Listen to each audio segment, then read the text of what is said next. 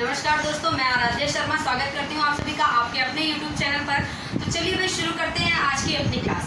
देखिए, कल की क्लास में हमने ऋग्वेद को पढ़ा था, क्योंकि हम प्राचीन भारतीय इतिहास को पढ़ रहे थे और प्राचीन भारतीय इतिहास में हम भारतीय ऐतिहासिक धर्म ग्रंथों को पढ़ रहे थे। ठीक है, तो कल की क्लास में हम वेद पढ़ रहे थे। वेद कितने होते हैं? वेद 4 हैं। कौन कौन से? ऋग्वेद, यजुर्वेद, सामवेद और अथर्ववेद। ठीक है, ये वेदों का क्रम है। और देखिए, आज हम पढ़ेंगे यजुर्वेद को, क्योंकि ऋग्वेद हम पढ़ चुके हैं और ऋग्वेद के बाद क्या आ रहा है? यजुर्वेद। ठीक है, तो आज हम यजुर्वेद को पढ़ेंगे। तो आज का हमारा जो मेन टॉपिक है वो क्या है? यजुर्वेद। ठीक है,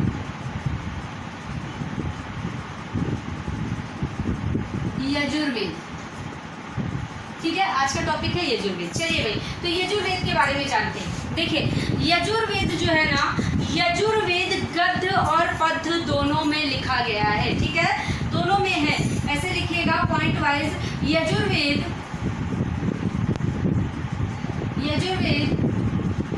गद्य एवं पद्य दोनों में है, दोनों में है। ठीक है, गद्य और पद्य दोनों में है। अब एक इम्पॉर्टेंट क्वेश्चन यहाँ से निकल कर आता है कि यजुर्वेद को लिखा किसने? तो भाई लिख लीजिएगा यहाँ पर अगले पॉइंट में कि यजुर्वेद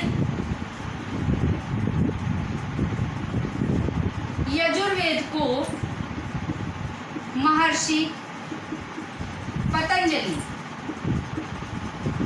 याद रखिएगा, इंपॉर्टेंट है ये, महर्षि पतंजलि द्वारा लिखा गया। ठीक, ऋग्वेद में क्या बताया था? ऋग्वेद के रचयिता मैंने विश्वामित्र बताए थे। ठीक है, ऋग्वेद के रचयिता विश्वामित्र। और वेद के रचयिता कौन है? वेद के संकलन करता महर्षि कृष्णद्वैपायन वेद व्यास है। ठीक है, तो कंफ्यूज होने की जरूरत नहीं है। अगर वेदों की बात है, वेद की, तो कृष्णद्वैपायन वेद व्यास है। अगर ऋग्वेद की बात है तो विश्वामित्र है, और यजुर्वेद की बात है तो पतंजलि है। ठीक है, महर्षि पतंजलि है। आ गई बात समझ में? आगे जितने भी पढ़ेंगे सबके हम रचयिता जानेंगे। ठीक है, तो यहाँ पर यजुर्वेद को महर्षि पतंजलि द्वारा लिखा गया। नेक्स्ट यजुर्वेद में, अब भाई यजुर्वेद में चीजें क्या है? यजुर्वेद क्या है? तो देखिए, जैसे हम जानते हैं कि सामवेद जो है वो संगीत का जनक है। ऋग्वेद जो है वहाँ से हम कई सारी चीज़ों के बारे में जानते हैं, जैसे गायत्री मंत्र है और पुरुष सूक्त है, ये सारी चीज़ें हम वहाँ से जानते हैं। ठीक है, ऋग्वेद से। तो यजुर्वेद यहाँ पर लिख लीजिएगा, यजुर्वेद में यज्ञों को संपन्न करने की विधियों का वर्णन है।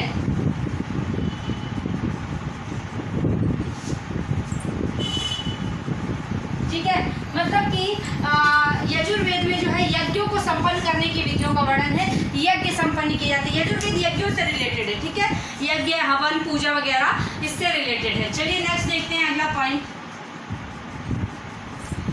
यजुर्वेद जो है ना बेटा, यजुर्वेद का उपवेद क्या है? तो यहाँ पर लिखिएगा यजुर्वेद का उपवेद आप सभी के याद रखेंगे। ठीक है, उपवेद जो है वो आप सभी के याद रखेंगे। हमने आपको ऋग्वेद का उपवेद धनुर्वेद बताया था। यजुर्वेद का उपवेद क्या है? शिल्पवेद है। क्या है? शिल्पवेद। तो यजुर्वेद का उपवेद जो है शिल्पवेद है। ठीक है, चलिए भाई नेक्स्ट पॉइंट देखते हैं। देखिए, हमने कहा कि यजुर्वेद जो है वो यज्ञों को संपन्न करने की विधियों का वर्णन करता है। तो भाई यज्ञ कैसे संपन्न होते हैं? मंत्रों के द्वारा। ठीक है, तो यहाँ पर लिखिएगा यजुर्वेद के मंत्रों का उच्चारण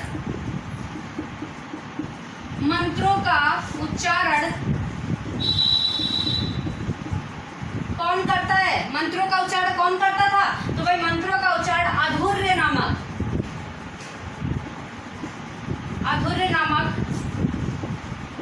पुरोहित करता था। ठीक है,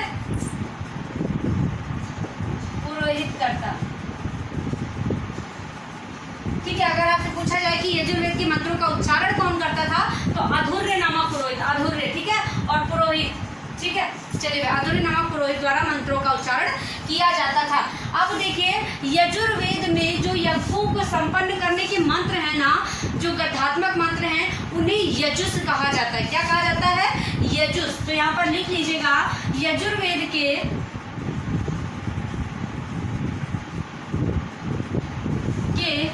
गद्यात्मक मंत्र, गद्यात्मक मंत्र जो यज्ञों में बोले जाते हैं,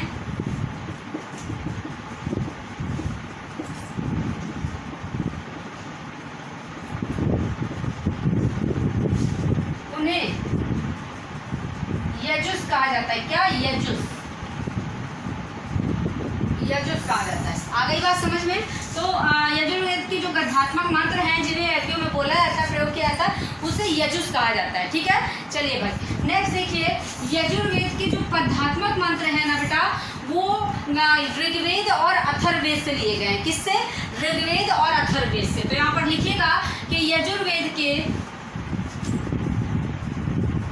पद्यात्मक मंत्र ऋग्वेद तथा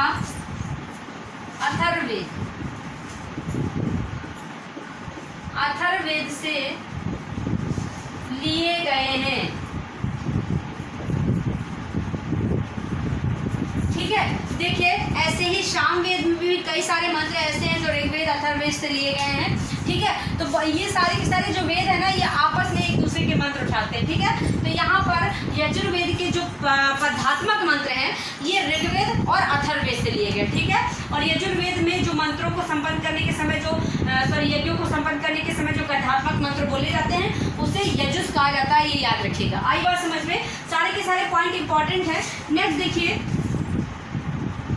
यजुर्वेद की बेटा 101 शाखाएं थी। कितनी? 101।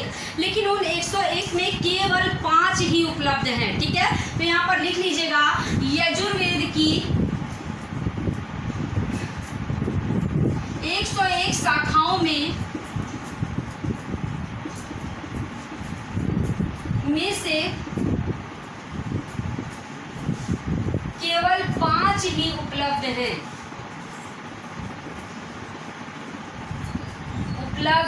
ठीक है, केवल 5 ही उपलब्ध हैं। अब ये 5 कौन कौन सी है बेटा? यजुर्वेद की जो 5 शाखाएं उपलब्ध हैं, वो कौन कौन सी हैं? तो देखिए, नंबर 1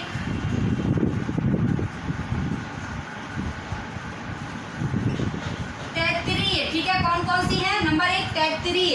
ठीक, नंबर 2 काठक, नंबर 3 कपिस्थल। ठीक है, नंबर 4 मैत्रायणी।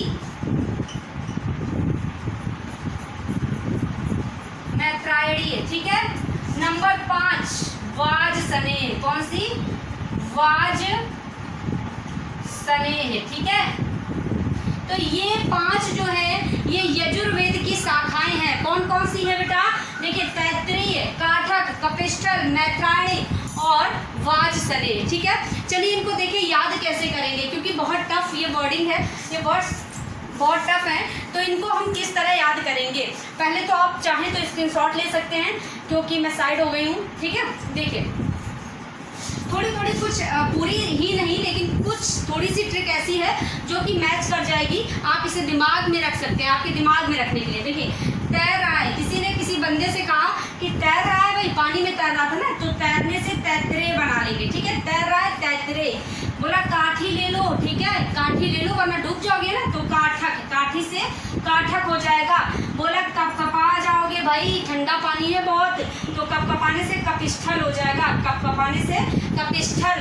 बोला मैं तेरा भला चाहता हूँ, तो मैत्रायणी, मैं तेरा से मैत्रायणी बना लेंगे। ठीक है, इसके बाद बोला बाज आ जाओ भाई, बाज आ जाओ ना, तैरो ठंडे पानी में, तो बाज आने से वाजसनेय। ठीक है, याद हो जाएगा ना? तैर रहा है, तैतरे, काठी ले ले, काठक, कपकपा जाएगा, कपिस्थल, मैं तेरा भला चाहता मैत्रायणी, और बाज आ जा तो वाजसनेय। ठीक है, याद हो जाएगा ना? चलिए नेक्स्ट पॉइंट देखते हैं।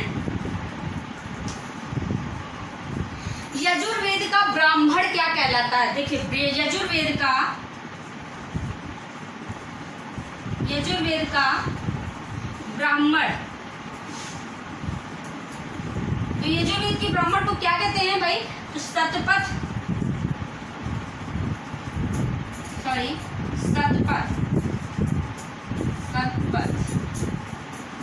ठीक है, शतपथ या वाजसने, शतपथ और वाजसने,